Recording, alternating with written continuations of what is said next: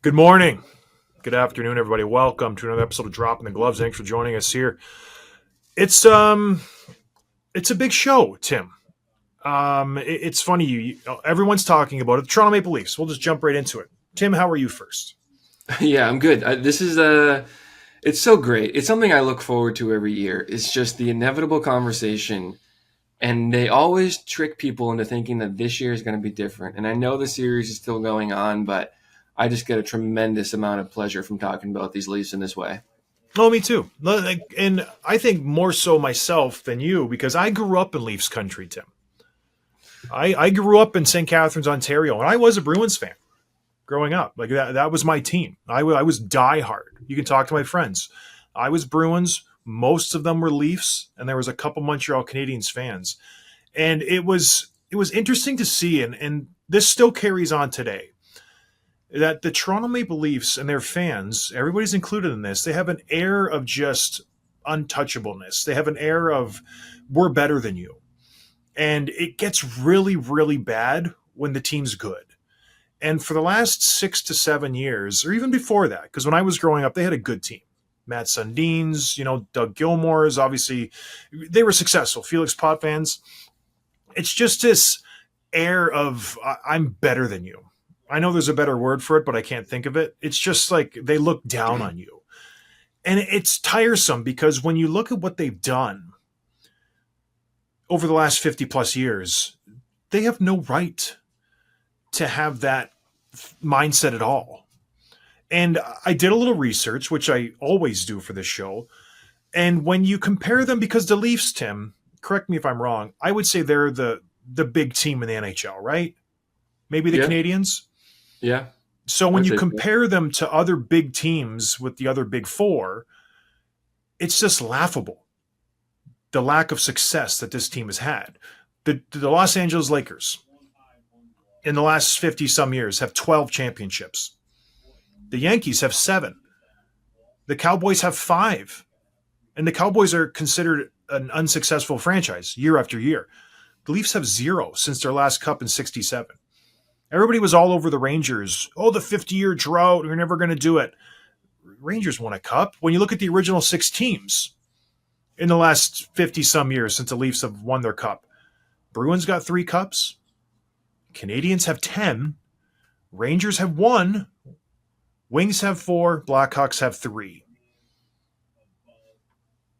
The Leafs are a failure of a franchise, unequivocally across the board.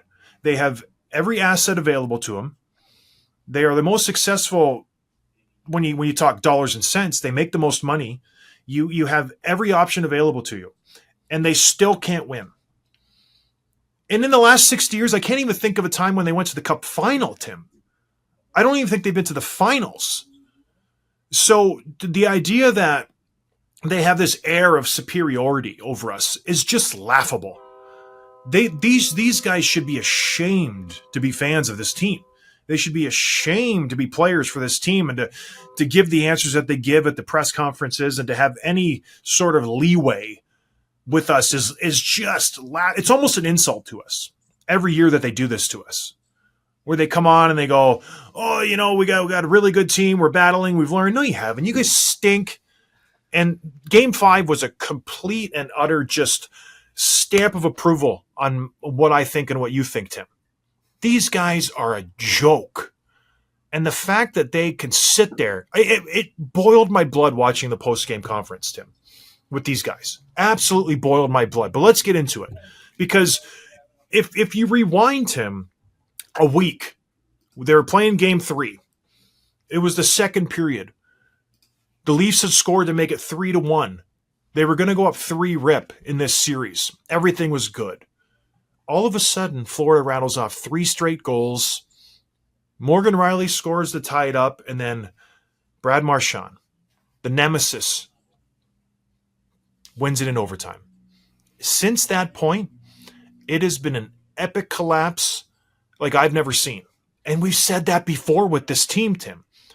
But in 1 week, look at what's happened to this franchise, to these players, to their faithful. It's so incredibly great that I can't even wrap my head around it. We were talking before we came on. It's a 3-2 series. If a series goes 7, it's always at 3-2 at some point. There's never not a time if the series goes to 7 that it won't be 3-2. So why does it feel like everybody's dead to me for the Toronto Maple Leafs players? Why does it feel that way? Like we're doing their obituary. There's still a game to Yeah. be played tomorrow. Like, isn't it crazy? We're doing a post-mortem on this core four while they're still very much in it. Like if it was the other way around, you would think Florida has a great chance. If Winnipeg Yeah. wins tonight, we're like, okay, they could make this a series. Something about this team is just, and it's a freedom of association, right? You're like, okay, I've seen these things before, therefore I think it's going to happen again. I'm just using my brain here, and it's so great. We talked about this well, let's just back up a couple of days, like you said. It's if they had won or in overtime or just won in regulation in game 3, they go up 3-0, they're moved on. I think they would have won the series, obviously, right? But it's Brad Marchand, of all people. He gets it. And then you get the next one. And then you get the next one. All of a sudden they go from close, just inches away from being up 3-0 to being down 3-2 in the series. And this is exactly what we talked about on Tuesday, where it's the longer the series goes on, the more chippy it gets. Florida's just chances increase exponentially. And I was thinking about it this morning, texting with my cousin who's out in Cali, but he's like, the Panthers, what they do so well is get in your face and get agitated, throw you off your game. And as soon as you start to match that, the Panthers switch to quote unquote real hockey, and they'll go score 2 goals on you in 6 minutes because they have the skill to do that. And all of a sudden it's a completely different game, and no one does it like them. And Brad Marchand is so perfect for this team. There's a clip of him walking down the tunnel at the end of the game. Did you see this? Right at the game's over, and the fans are the Leafs fans just jeering over him, screaming at him. He's got like this supervillain, like he's walking away from an explosion. Just a little hint of a scowl, looking up at the side of his eye. It's just so perfect. It's so wonderful, and the way that it's happening is absolutely poetic. And to put the cherry on top of this, and to even just twist a knife in our backs, we thought they were going to have a bounce back game. I fully expected Toronto after game 4 and that embarrassment of a game where nobody showed up to him. Only Joseph Wall. Like it was awful. I think they had 8 shots after 2 periods. No life. And Florida just dominated. Without their goaltender, Toronto would have lost that game 7-1. The gall of them to just not even show up in this game. This is the most important game of the year to date to get us to the Eastern Conference Finals. And you lay an egg like this? It's just like, what the hell are we doing? Honestly, if you're a player, and listen, I played in playoff games. I've been to the Eastern Conference Finals. People laugh, oh, you weren't playing. I was in the damn room. I was taking warm-ups. I was a part of that team. You get up for games like this. If you don't, you're just dead. You're not a competitor. You're not an athlete. And the fact that these guys show up to this game and just get worked, Tim, absolutely taken behind the shed and murdered, is a joke. It's an absolute joke to the fans who show up to the game, to us who watch this game. And yes, I know they have a history. This is as bad as it's been. This is as bad as it's been for them. They made it to the second round 2 years ago. They got worked 4-1 by Florida. They were up 2-0, and they just rip your heart out. And good, they deserve every second of this. They deserve it. They don't deserve to win because it's just an absolute just mockery of the game for them to say, oh, they just outworked us. We just, we didn't have it tonight. What does that mean? What does that mean? The one thing you can control is your work effort. Your work. That's what you can control. I control if I skate faster. I control if I hound that puck. I control if I backcheck hard. I don't control a lot of things on that ice. A bad bounce, a ref's decision, what other players are doing. I control if I skate hard. So for you to go up there and say, they just outworked us, that shouldn't be a thing. That shouldn't be possible in Game 5 in the second round of the NHL playoffs. It shouldn't happen. Yeah, it's a legacy defining game for this group, and I know everyone's kind of just there's not much room on the jumping on the Maple Leafs hatred bandwagon that it's so crowded, but you just have to think about what this could have meant to win that game in their barn, to take the series back, and not only to lose. And this is the thing, like they got booed out of the building last night, There were jerseys thrown in the ice, and this happens with the Maple Leafs almost every year, and it's not because they're losing, although it certainly doesn't help. It's how they're losing. It's not showing up. It's getting beaten and embarrassed in your own building. And even Messier and Pronger last night, two of the great tough champions to ever play the game, like could not believe the lack of emotion coming from the Leafs. They're like, I would be so furious, I'd be screaming, and they just. And we'll talk about the post-game statement from these guys, but it's crazy. Well, let's talk about that right now because you bring up Mark Messier, and as I was watching those comments from Austin Matthews, trying like barfing and then coming back to the comments, it immediately struck me back to Mark Messier in 1994. So just picture yourself. You're the captain of the biggest franchise in hockey. And can you picture Mark Messier making these comments too? The question was straight away asked at Austin Matthews is how much do you put on your shoulders going into Friday? This is after a bad loss of Game 5. Going into Game 6, on the road, you want your captain to inspire the team. You want him to galvanize that team. Throw away that game. You want him to say, you know what, we're going to beat those bitches. Like, it's on. Like, you know what, we're not going to take that. That was a bad game. That's not us. My bad. Jump on my back. I'm the captain, right? What does Austin Matthews say? He goes, oh, everybody needs to look in the mirror. Everybody wants to be better. Everybody wants to win. No accountability. None whatsoever. None. I want you to just look right in the camera and you go, this is my team. I haven't been good. I'm going to be better. He goes, well, everybody needs to look in the mirror. No, they don't. You do, Austin Matthews.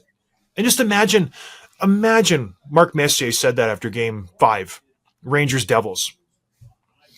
Oh, you know, everybody needs to be better. Yeah, no, it's good. No, you know what he did? He said, we're going to win Game 6. Done. Walked away. We're going to win. And you know what he does in Game 6? He goes out and scores a damn hat trick. And he wins it. He scores the game winner. And he wins it. So suck on that, Matthew. You're a terrible captain. Absolutely awful. For you to say that in a post-game press conference when everybody's hanging on every word. And then they ask him, well, is it frustrating not to score? And he drops this gem. Oh, I'm just trying to be a complete player. Since when does a 62 goal scorer want to be a complete player? Score the puck. Stop trying to move the goalposts. You're there to score. You're there to put the puck in the net. Now all of a sudden, you're a complete player? Are we talking to Scott Laughton? Tim, what's his job? What's Austin Matthews' job? It's the score. Yeah, and I saw this. Someone tweeted out last night. It's like talking about how good he is at shutting down other people. It's like you're not paying Philip Deneau $13.5 million. You're paying Austin Matthews $13.5 million to score goals. Yeah, and it's crazy too. Now we're up at 10 career goals in the second, 10 career games in the second round. He has 0 goals. Mitch Marner, we'll talk about. He had 0 goals in Game 3, or 0 shots on net. 0 shots on net in Game 3, 0 in Game 4. Last night he had 1, and he was a net negative for his team. We have to talk about this play. Oh my gosh. Sean Avery, of all people, is putting out clips on this. Everyone's talking about it. He's in his own zone, just inside the blue line, spinning no-look backhand pass through the neutral zone and misses the man, goes right to whoever that Florida Panther defender was. Offense to defense right away. It's in the other zone within a second and a half, and it turns into a goal. And then Marner, by the way, didn't hustle to the back post to stop Boqvist from getting there. He gets beat by Boqvist. Yeah. It's crazy. And Boqvist is a good skater. Marner, you're a better skater. You know what I mean? This is your mistake. So, yeah. What's your take on that whole goal? Typically, when you turn the puck over, you're panicked, and you're doing anything in your power to prevent something bad from happening. He looks like just a ho-hum, oh, whatever. Someone else will cover up for my mistake. It's just that play right there is a microcosm of who the Toronto Maple Leafs are. No awareness of the game, no awareness of the time of game and what needs to be done. You're down 2-0. You're in your zone. You guys are hemmed in. You're tired. You're changing. Maybe just go up the boards. You know what I mean? Maybe just chip it out. Live to play another day. No. He's playing hero hockey. Like a no-look backhand pass across the middle of the ice. I don't do that in men's league. You know what I mean? I don't do that there. Like, because I know I'm like, this is not going to end well. But he just does it. And then, like you mentioned, he doesn't back check. Boqvist burns right by him. And then he scores, and you see Marner just sitting there, just like chewing on his mouth guard, like looking up. like he should be apologizing to everybody in that arena. You should be going back to the bench and breaking your stick. You should show some emotion. It's they're like robots. They're dead inside. I don't. It's just bizarre. But yeah, that was the perfect play to just wrap up what this team is. They do hope plays. They want to play fun hockey, and then when it doesn't work out, they just pull the chute and they're gone. And that's what Mitch Marner did. The game was We over asked after that. we asked that question the other day. Once he's knocked out of a series, can he come back in? And so far, the answer is no. And it's so weird because they still have a chance. The series is not over, and I know you're rolling your eyes, but it's not out of the realm of possibility that they win Game 6 and then Game 7 at home. Yeah. If we thought that this was the legacy defining game, Game 7 at home, you don't even. The thing is, you don't have to win. If you force Game 7 and you lose a certain way, it's kind of okay. Like, you're not going to win the cup every year. Florida's a better team than you. Yeah, you had a 2-0. But if you show up and you lose 2-1 in overtime in a tightly contested, hard-fought game, it's different from what we've seen in these other elimination games. Tim, that's why the booze started in the second period.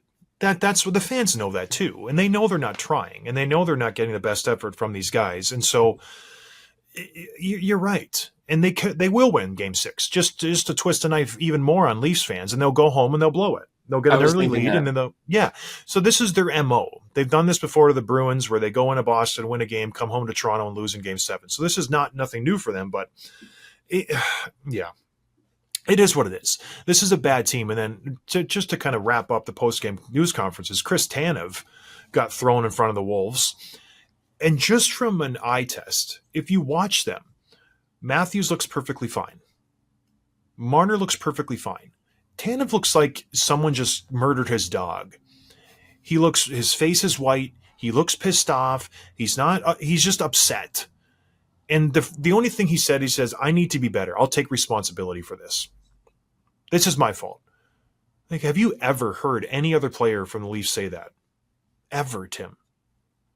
No. And poor Tanev.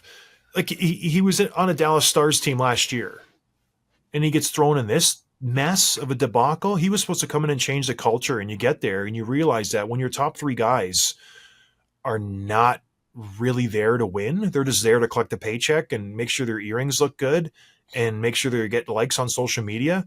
You can't change the culture if your top guys aren't willing to change. So he's just poor Tanev. Like, you can tell he wants it bad. He's 36 years old, tail end of his career, and he has to deal with these kids, who are not kids anymore, by the way. They've been in the league for 7-8 years. So it's just, I did a little more research, Tim, and you talked about second round production. And I just kind of went on and fired up some stats. Matthews has 5 assists in 10 games in the second round. Marner has 2 goals, 5 assists in 10 games in the second round. That's pretty good. Tavares, he's played in 15 games in the second round, which for his advanced age is terrible. He has 5 points in 15 games. Awful. Nylander is almost a point per game. 9 points in 10 games. And then I went and figured out who their comparables are. And then salary is the main thing you compare guys with. All those guys make over $10 million. Austin Matthews is the highest paid player in hockey at 13.25. So you would think he would have the most points when it comes down to crunch time. So I went Nathan MacKinnon. Pretty good comparable. He makes 12.6. In 32 games, he has 35 points in the second round. And mind you, a lot of those games were when he was younger and he wasn't getting that many points. In the last 3-4 years, the guy's an absolute beast in the second round. And then, of course, Connor McDavid, he makes 12.5. He's 42 points in 30 games, 13 goals, 29 assists. And remember that he was in the playoffs his first year. I think they played 7 games in his first playoff soiree, and he only had 4 points. So the last 3 years, he's been an absolute beast in the playoffs. That's who you guys have to be. So that's the bar. And I'm not saying that lightly. That is the bar. And to say that you're not just a one-dimensional player, you're working on your full game. I think McKinnon's a pretty damn good, well-rounded player. I think McDavid has turned himself into a really well-rounded player. Hey, dum-dum, they still put up over a point per game. So what's the excuse now? Oh, I'm really working on my defense. That's why I'm not scoring goals. Really? That's what you're going to lay on us? That's what you're saying. That's your argument. I'm just working on my face-offs, working on my neutral zone, D zone. That's why I'm not scoring. You got to be kidding me. Isn't that? And they just take it. Oh yeah, okay, sure. Okay, Austin. It's maddening as a former player and now a part of the media that he's allowed to answer that, and no one goes, "What?" It's like try to be a complete player. Moron, you just got scored on 6 times and you haven't scored this entire series. Yeah. What? It's crazy. It's crazy, and like everyone is coming after him. The media, like everyone on TV and social media, all that stuff, and rightfully so. And I always forget about this angle too. With John Tavares left New York for this, it was to enjoy playoff success that he wasn't seeing in the Islanders. And the Islanders have had better playoff success without John Tavares than he has on the Leafs. It's just like, it's crazy. It's some kind of black hole or something. I don't know what it is. It's weird because he's obviously older, but he doesn't have the same. I don't think of him as negatively as I do Austin. Well, he doesn't have as much skin in the game because he's not part of the big 3 young guys, I think. Yeah. Yeah, I guess so. But then even the Nylander, he showed up. I think I have my own frustrations with him too, but he's not like the other two. Like, he's putting up points, he's working hard, and yeah, it's crazy. They need to be held accountable, and it's starting. Jay Rosehill, was he on our show ever? He was once, yeah. So he's been the one constant former Leaf player who has called these guys out, and he was calling out Mitch Marner. He tweeted last night. He said Marner can play the game one way and one way only. When going gets tough, a no-look spin around backhand up the middle is all he has to offer. It's impossible to win playoff hockey with that. The harder it gets, the worse he gets. Nothing will change my mind. You don't have to change your mind, Jay. That's an honest, exact take on what this guy does. A zebra can never change his spots. You can try as much as you want. I'm going to be responsible. I'm going to work hard. I'm going to back check. Eventually, the true you will come out, and it's coming up now. And they might win the series, but it doesn't feel like they're going to win. Tim, it doesn't feel like it. No, Patrick Marleau has more second-round goals than all these guys do. He scored 2 goals when he was with the Leafs in that cup of coffee. He's got more than Matthews. He's tied Marner. Like, it's laughable how bad these guys are in the playoffs because they're incredibly talented. Nick Robertson scoring goals. What's funny is Boqvist has been a healthy scratch, and he comes out and jumps right on the first line and is better than both those 2 guys. I know what. Okay, what are the odds then, Tim? Game 6 is tomorrow. It's Thursday now. Do you see the Leafs coming back from this? Because it's very difficult for me to see how they fly to Florida and show up, because you know what you're getting from the Panthers. They're in their mode. Bobrovsky's playing really good, like really, really good. And Florida is just humming, baby. They look like a better team this year than they did last year, as scary as that sounds. Like, they are playing really good hockey. Is there any hope for Toronto? Like, honestly.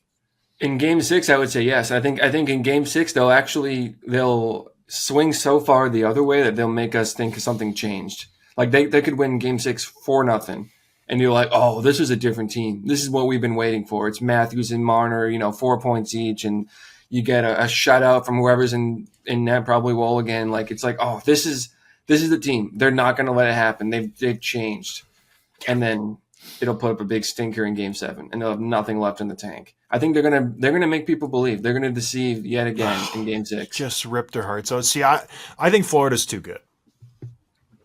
If this was reversed and Toronto won 6-1 and they dominated, I would be more inclined to say, Florida will come back. They have that. I don't see it. Based on everything that I know about these guys, they are done. They're going to Florida to lose a game, and they're coming back, and they'll be fine. Post-game pressers will be good. We made progress this season. We had a really good regular season. We won the division. We haven't done that in a long time. We're close. We're very, very close. That'll be the press guy. It's frustrating. We just got outworked. It is what it is, and we'll regroup. We're going to have a good offseason. We'll come back stronger next year. That'll be it. I hope that happens. I hope they do exactly that. I hope they bring Marner back, and I hope we can just continue this year after year. There's no way they can bring Marner back. Let's touch on that a little bit, because if this season ends tomorrow, which I think it will, Matthews and Nylander are both locked up long-term. Matthews till 2028, Nylander's till 2032. So those 2 guys aren't going anywhere. The other two pieces of the big four are UFAs, Tavares and Marner. What do you think is happening to either of them? I think Tavares comes back on a team-friendly deal, like 2 years, 4 million, 6 million, something like that. I think Marner's gone. I think he has to be. I think this goes back to like, and you can make the argument of like, well, who can we replace that's going to be better than him or put up more points than him? Like, you're not going to find that in free agency. You don't have that in the system. You don't get a better team by getting rid of elite players. But as the Leafs have proven, and Herb Brooks used to say, it's not about the best players, it's about the right ones. And these are not the right players. So, yeah, I think he's got to be gone. And it's funny, people are always saying the thing, well, you got to surround them with, they need more depth. They've done that. They've had really good depth on this team. They've got them defensive help. They've got them goaltender help. The problem is those guys, like that's the problem, those four guys. So I think it's a net positive to get rid of him. I'm getting rid of him so fast. And don't call me crazy, but I'm taking calls on Austin Matthews. Get him out of there too. Why not? I would keep Nylander and Tavares and Morgan Riley and Chris Tanev and Matthew Nyes. I throw the C right on his chest. I love that kid. How tall is he now? He plays 6'5", but I think he's like 6'3". But he's a moose, Tim. He's a big dude.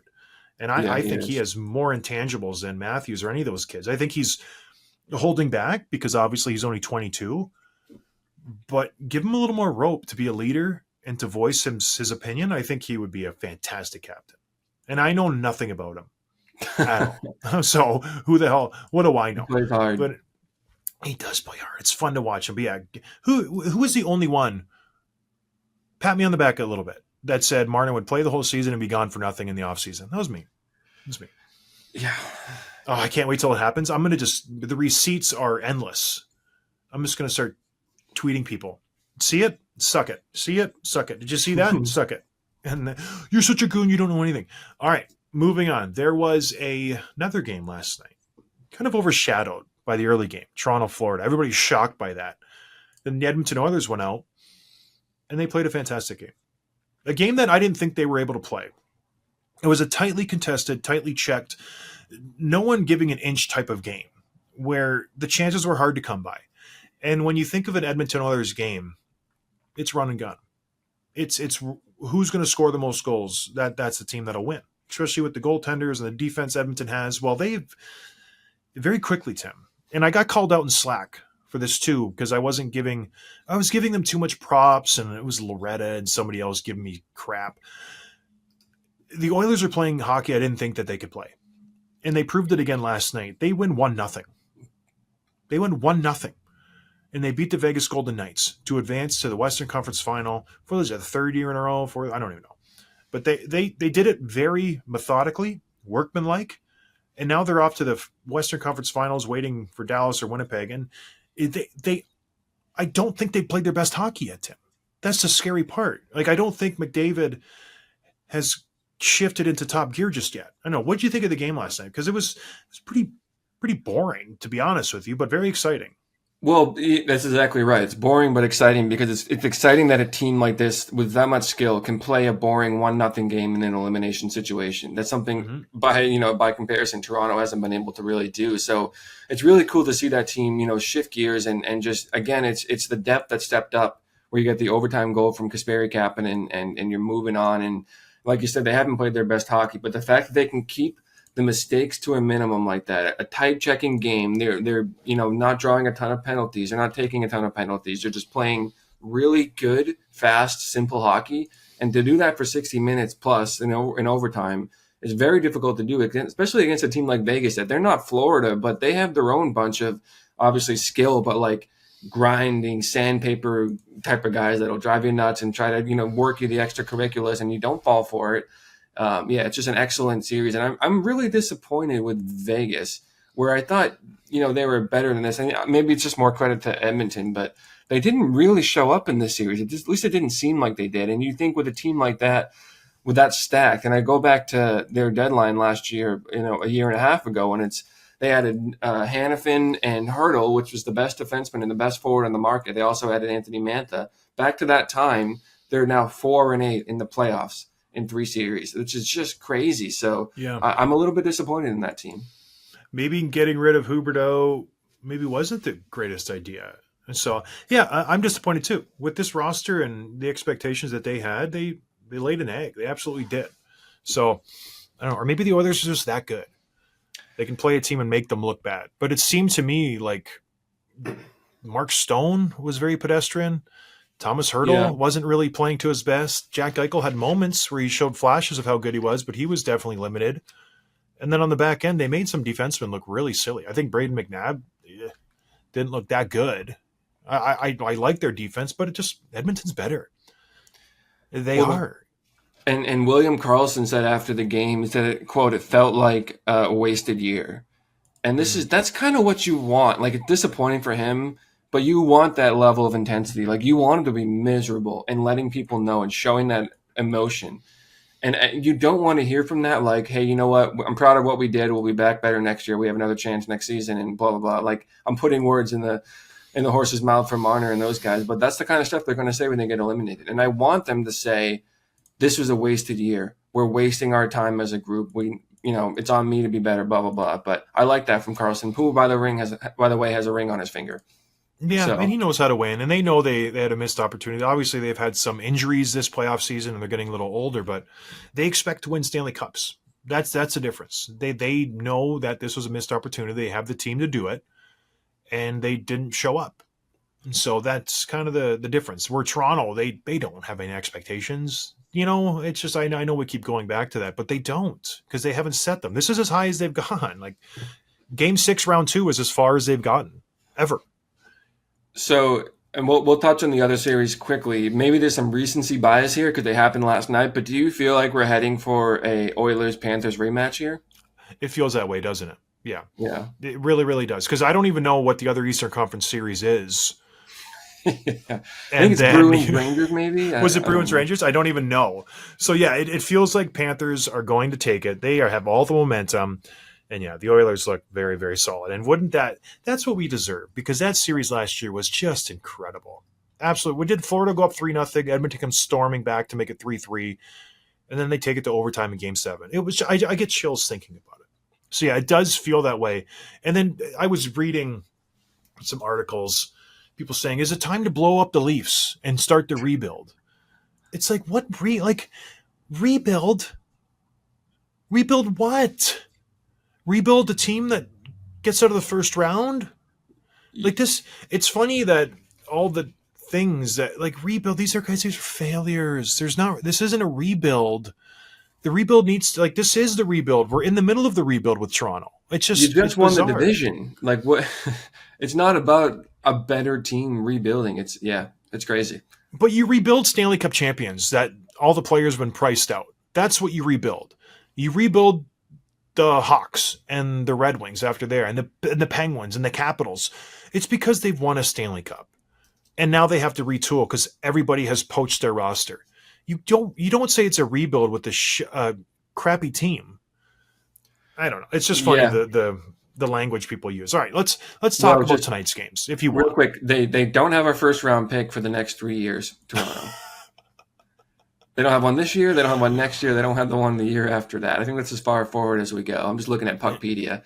How's Scott Laughton looking? Fourth line. Like what is going on?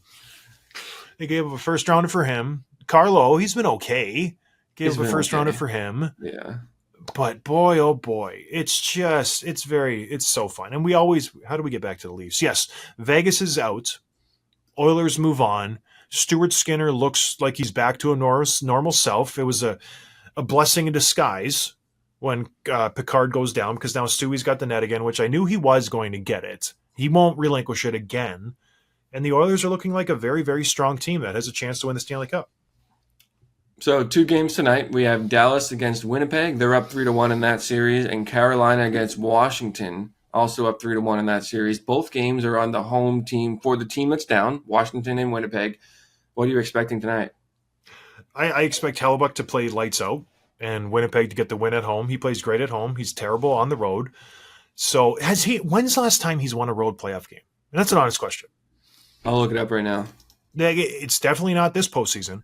So I don't know when he has been successful on the road, but at home he's very, very solid. So I think Winnipeg will win. They'll bounce back, and I think Washington. Oh God, they got to show up. I think Carolina wins a series inevitably, but I think yes, I think both teams that are facing elimination win tonight. I'm just an optimist. I want there to be good hockey. So no one will go home. What do you think, Tim? Is anybody going home? Yes, I think Carolina's going to win tonight. Yes. Oh, you do. Yeah. I think Carolina wins tonight, and then I do think Winnipeg wins at home, like you said.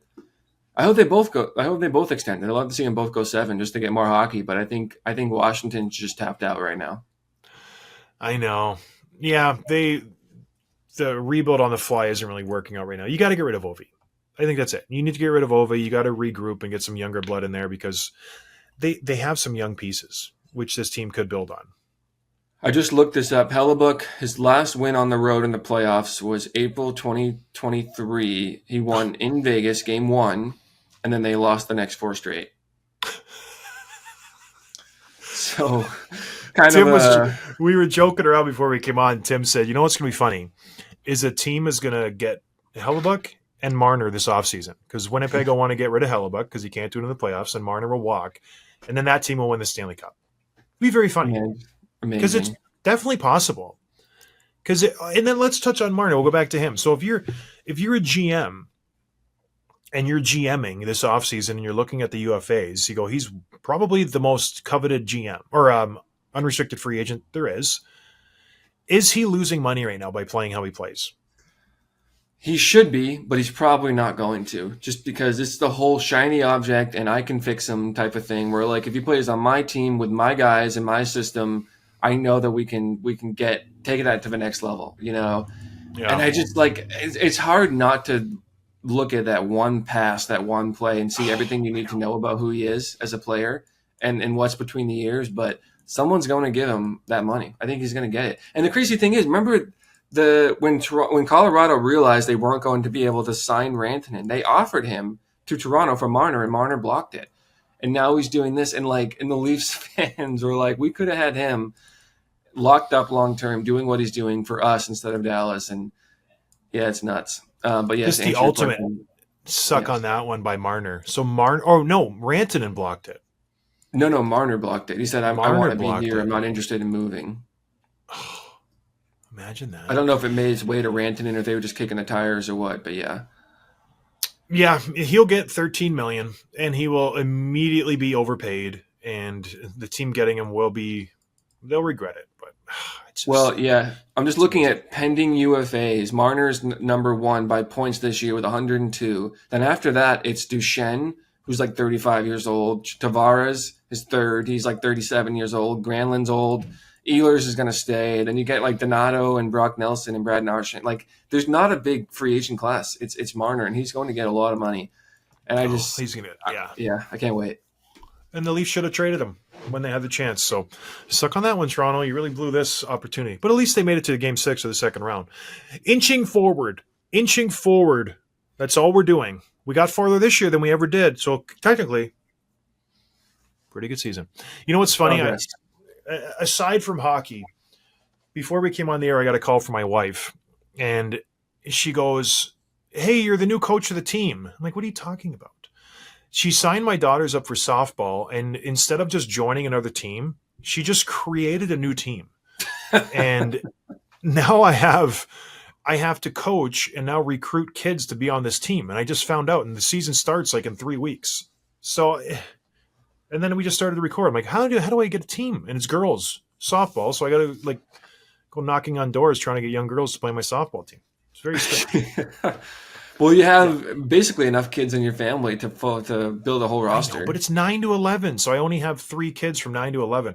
Gabriella is going to be a powerhouse. They're going to be checking her birth certificate because she looks like she's 18, 19. She's so tall. Did I tell you we went up to Tech when they retired when I got into the Hall of Fame? We go to the beer tent, and they give me a wristband for beer. Ava obviously gets a kiddie wristband because she's only 13. Gabriella's walking beside me, and they give her a wristband thinking she's my wife for beers. I'm like, hello, what the heck? Because she had like it was colder, so she had a hat on and she was looking down, but they just saw the height. I'm like, she's 11, you guys. Like, she's 11. tall, but she still looks like a kid. I know, but they must have not seen her face because she had a Yeah. hat on and she had a hood on or something. But I was like, That's funny. got some free beers out of it because the tab had like 2 beers on the wristband. I was like, give me those, thank you. But yeah, she's going to be dominant in this. Like, they'll be checking her birth certificate. It'll be like Little League World Series when Team Mexico comes, or like, it's like, check their birth certificate. Pedro looks like he's 45. So it's just 12. one of those deals. Yeah, I am 12. All right, we might have to cut that out. We'll see. But No, it's fine. no. All right. Anything else, Tim? No, big games tonight. Yeah, big weekend too. Can't wait. I can't wait. All right, we might do an episode tomorrow. We'll see how it goes. Thank you for joining us, everybody. We'll talk to you later. Cheers.